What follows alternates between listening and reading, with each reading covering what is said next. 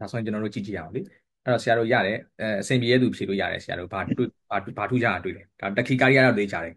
regular narrow complex တက္ကီကာရီယာကဲအဲ့ဒါတော့ဆရာတို့လူတိုင်းမြင်တယ်အဲ့ဒါဆိုရင်ကျွန်တော်တို့ regular narrow complex တက္ကီကာရီယာမှာဘာဖြစ်နိုင်လဲဒီကောင်ဆိုရင်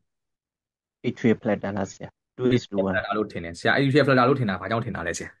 150 beat per minute yes yes 150 beat per minute average ပေါ့နော်ဒီလောက်ရှိတယ်ဟုတ် average ဟုတ်ဆရာပြီးတော့ regular ဖြစ်တယ် narrow complex လည်းဖြစ်တယ်ပြီးတော့ flutter light တူလား flutter နဲ့တူလားဒီဟာလေးဆိုပိုသိတာစောတူပြီးတော့ yes ဟုတ်ဆရာဟုတ်ဆရာနော်ဟုတ်ကဲ့အဲ့တော့သူ့ရဲ့ flutter wave တွေကလေအငြင်းတန်းကြည့်ရင်ကျွန်တော်တို့က23 AVF မှာတွေ့ရအများဆုံးပဲအဲ့တော့ဒီမှာဆရာတို့ကြည့်လိုက်ရင်23 AVF မှာအမြဲတမ်း flutter ကဘာလို့လဲဆိုတော့သူကဒီလိုမျိုးလေပုံလေးဆွဲပြ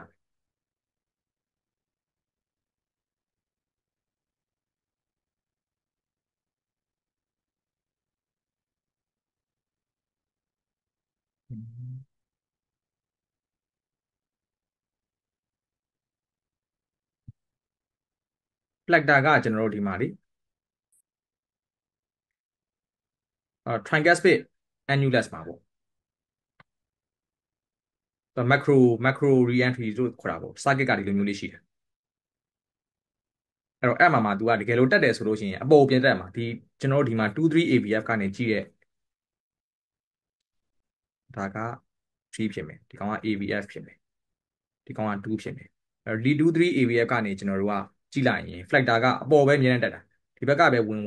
ဒီဘက်ကပဲဝင် flutter ကအပေါ်ကိုပြန်တက်တာပေါ့နော်အဲ့တော့အောက်ကနေကြည့်ရဆိုလို့ရှိရင် flutter wave တွေကကျွန်တော်တို့ဒီကနေပြီးတော့မြင်ရမယ်ပေါ့နော်23 AVF မှာအများဆုံးမြင်ရမယ်လို့သူတို့ပြောတယ်အဲ့တော့ဆရာတို့ flutter wave တွေကြည့်ရင်ကျွန်တော်တို့23 AVF မှာ inferior lead တွေမှာကျွန်တော်တို့အများဆုံးတွေ့ရတယ် flutter wave တွေကဟုတ်အဲဆိုရင် flutter wave တွေ့တယ်အဲ့တော့ atrial flutter wave မြင်တယ်နောက်တစ်ခုကjaundice လည်းရှိတယ်လူနာက spleen လည်းကြီးတယ်ဆိုတော့ဘာတွက်လဲဆိုတော့